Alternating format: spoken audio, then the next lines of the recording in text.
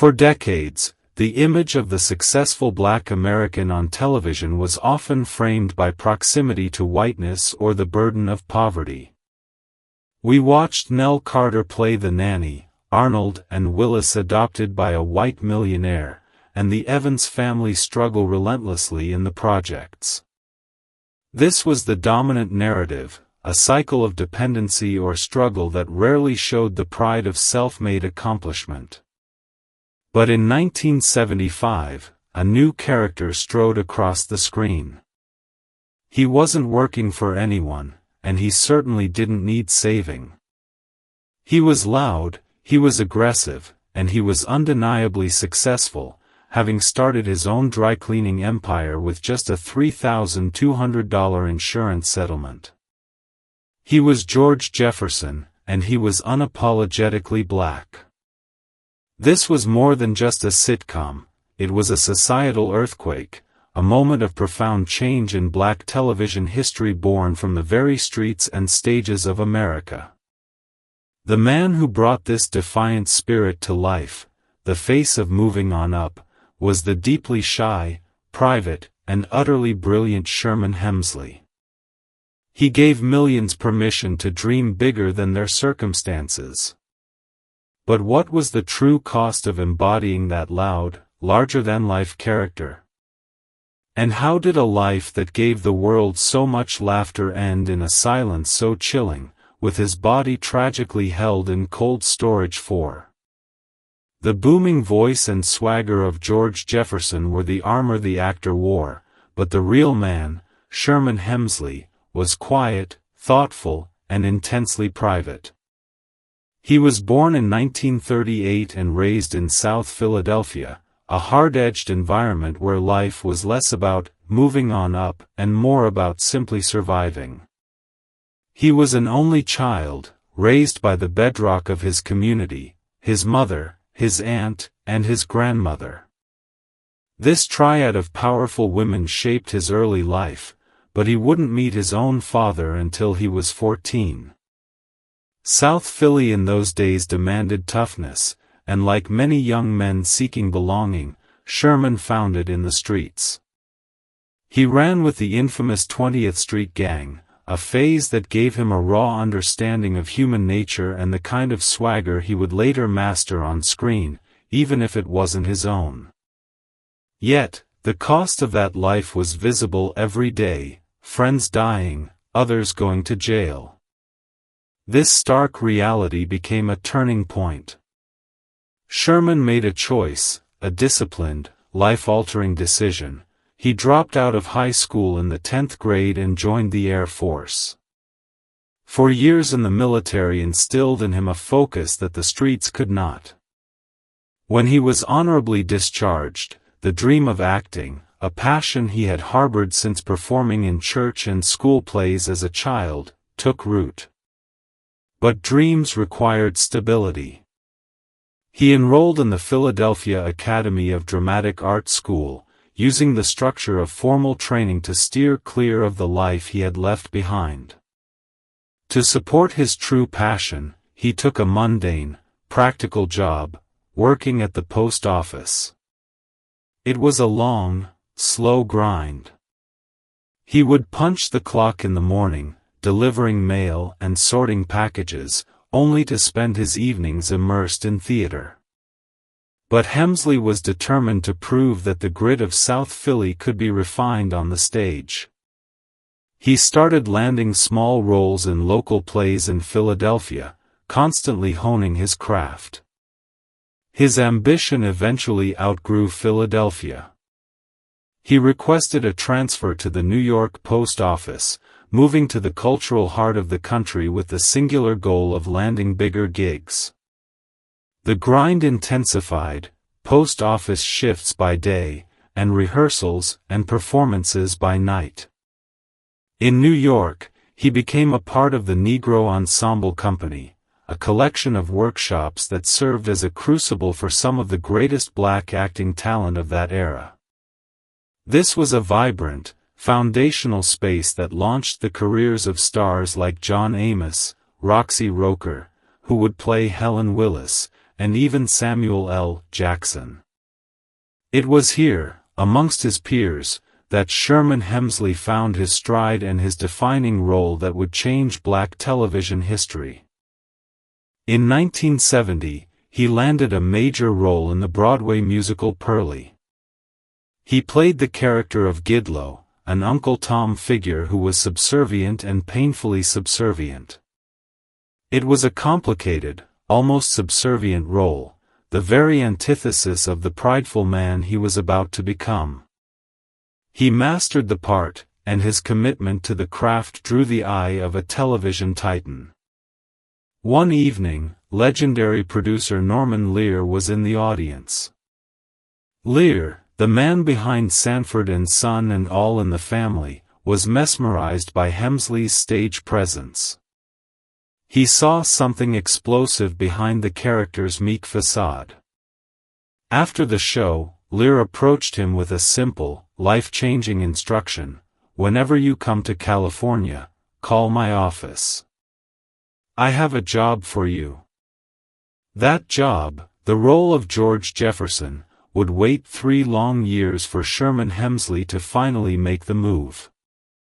But the foundation was set. A determined, quiet man, forged in the heat of a tough neighborhood and disciplined by the military, was about to become the loudest, most recognizable black businessman in America.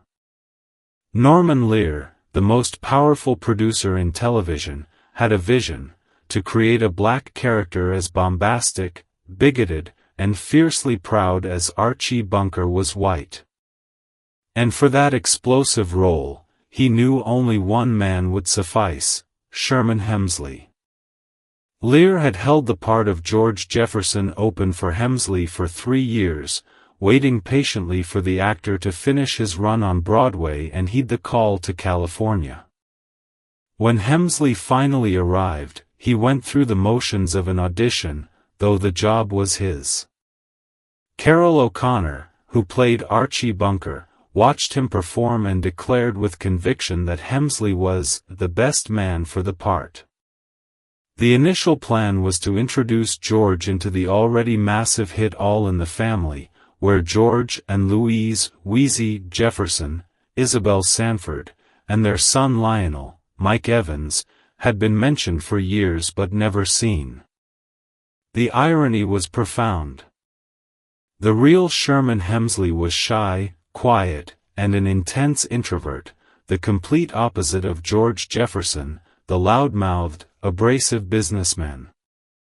Even Isabel Sanford, who would play his wife Wheezy, initially expressed disappointment. She had envisioned a tall, conventionally attractive man for her on-screen husband. Hemsley was, in her eyes, unattractive and small. Despite the actor's personal reservations and his co-star's initial misgivings, Sanford was also 20 years Hemsley's senior in real life. Their chemistry quickly became undeniable. Hemsley's appearances on All in the Family were so successful that Norman Lear immediately greenlit a spin-off, The Jeffersons. Airing in January 1975, the show was a direct, triumphant answer to the persistent negative stereotypes in black television history. While shows like Good Times and Sanford and Son focused on struggle and poverty, The Jeffersons presented a radical vision: a black family that had achieved the American dream entirely on their own terms.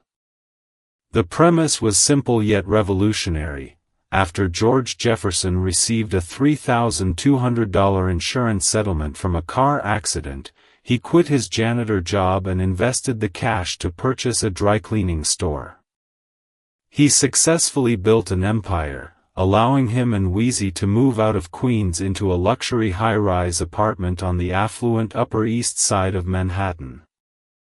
This was the literal and emotional meaning of moving on up. The show was a national phenomenon. The Jeffersons quickly climbed into the top 10 ratings and eventually became the #1 show on TV, pulling in over 30 million viewers weekly and even surpassing 60 Minutes. Its success proved that the American audience, both black and white, was eager for this new, aspirational narrative. A massive part of the show's appeal was Hemsley's physical performance as George Jefferson. From the famous, idiosyncratic, cool walk that George used to stride into the room, a move Hemsley said was inspired by the way men walked in South Philly, to his high-pitched, indignant voice, Hemsley embodied black pride and defiance.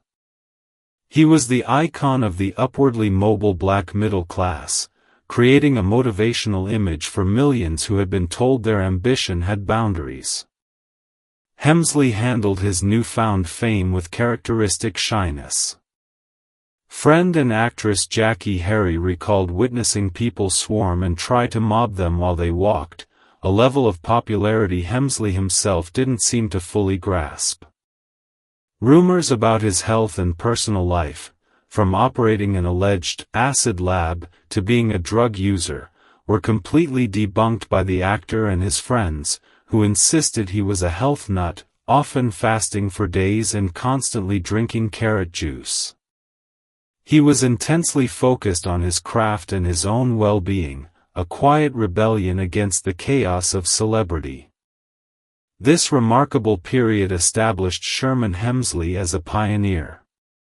But the abrupt, cold end to this glorious career revealed the harsh realities of the industry, setting the stage for subsequent personal upheavals. What happened in the years after his death? After 11 seasons, at the height of its cultural importance, The Jeffersons was abruptly cancelled in 1985. There was no farewell special, no poignant final episode, no resolution for the characters that millions had welcomed into their homes for a decade. The end was shockingly unceremonious. The cast, including Sherman Hemsley, found out their show was gone only after reading the news in the newspaper. Norman Lear, the producer who had waited years for Hemsley, never called them or provided any closure. The network claimed the ratings were slipping, but for the cast and the audience, it felt like a profound betrayal, a sudden silencing of one of the most important voices in black television history.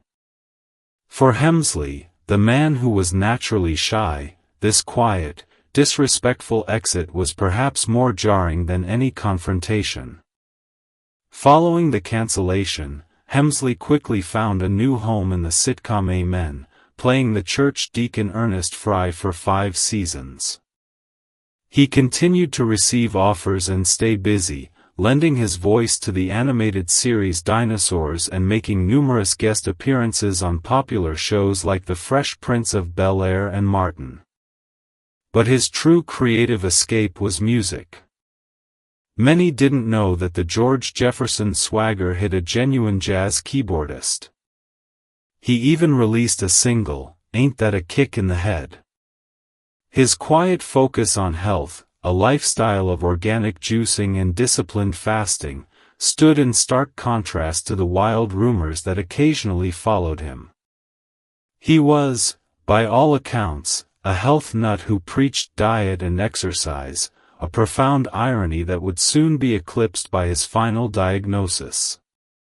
Hemsley maintained a deep, almost impenetrable veil of privacy. He never married and had no children. For over 30 years, he lived a simple life in El Paso, Texas, with 2 close friends and business partners. His extreme solitude fueled enduring rumors about his sexuality, but his lifelong manager and friend firmly denied them. He was simply a man who cherished his quiet life away from the spotlight, a profound contrast to the explosive persona that made him famous. In June 2012, Sherman Hemsley developed a concerning swelling in his face. A visit to the emergency room led to the devastating discovery of a large mass, a rare and aggressive form of lung cancer. For a man who was obsessed with health, the news was shocking. It was too advanced, the doctors gave him barely a month to live. In one final, profound act of autonomy, Hemsley, a spiritual man, refused chemotherapy. He believed putting those toxins into his body would be a violation of his life's philosophy. He was an iconic figure of defiance until the very end. On July 24, 2012, the man who taught millions how to be loud and proud passed away quietly in his El Paso home. The end of Sherman Hemsley's life was silent, but what followed was a loud, shocking drama, turning his final resting place into a matter of public legal dispute. The private life he fought so hard to protect was about to be put on brutal, public display. The death of Sherman Hemsley in July 2012 was not the peaceful, private departure the actor had always sought. Instead, it triggered a bizarre and painful legal battle that dragged on for 3.5 months, holding his body in cold storage while his legacy was momentarily overshadowed by public dispute. The fight was over the right to bury him. On one side stood Flora Inchinton, Hemsley's business manager and longtime housemate in El Paso, Texas. Just 1 month before his death, Hemsley had named her the sole beneficiary of his estate, which was valued at $50,000. Inchinton wanted to honor his wishes with a military funeral. On the other side was Richard Thornton, who claimed to be Hemsley's half-brother through their shared father. Thornton, supported by Reverend Michael George Wells, a self-proclaimed cousin, demanded Hemsley be interred in his hometown of Philadelphia. While the estate's monetary value was low, a mere $50,000, the deeper conflict centered on the lucrative royalties generated from Hemsley's long and beloved television career, particularly from the Jeffersons' reruns. The relatives argued that Hemsley was not in his right mind when he signed the will just weeks before his passing, claiming he was being manipulated during his final, vulnerable days. Richard Thornton was eventually proven to be Hemsley's half-brother through DNA testing. However, the court case hinged on Hemsley's last written instruction. The private life that Sherman Hemsley had so fiercely guarded was now being scrutinized in painful detail in a Texas courtroom. In a ruling that finally brought the tragic delay to an end, the court judge declared Hemsley's will valid, siding with Flora Inchinton. After almost 4 months on ice, the body of the man who had brought so much warmth and laughter to millions of living rooms was finally laid to rest. The irony was chilling. The man who embodied the spirit of moving on up and financial success had a meager estate value, and the true battle was over his enduring cultural legacy. The final chapter of Sherman Hemsley's life was marked by the silence that followed the show's abrupt cancellation and the long, mournful silence while his body awaited burial. Yet, the legacy of the man and his most famous character, George Jefferson, continues to resonate as one of the most important triumphs in black television history. Hemsley was nominated for an Emmy in 1984 and a Golden Globe in 1985 for his portrayal of George Jefferson. He was a winner of the NAACP Image Award and was inducted into the Television Academy Hall of Fame in 2012. His career was not measured in the paltry $50,000 value of his estate at the time of his death, but in the cultural capital he gave to an entire generation. He was the face of moving on up, not just literally to a deluxe apartment in the sky, but spiritually, a refusal to accept a limited vision of black success. He took a character written with the potential to be a caricature and transformed him into an icon of self-made pride and complex humanity. The fact that Jimmy Kimmel's show recreated the Jeffersons years later is a testament to the fact that Hemsley's work remains essential viewing. The real tragedy of Sherman Hemsley lies in the contrast between the loud, boisterous character he played and the private, introverted, and ultimately lonely man he was. He spent his life giving the world laughter and confidence, while living a quiet life that was eventually violated by public scrutiny after his death. His life is a lesson. The deepest dignity is often found not in the applause, but in the quiet courage of self-determination. He found his freedom through his art and maintained his self-respect by living on his own terms until the end, even refusing medical treatments he didn't believe in.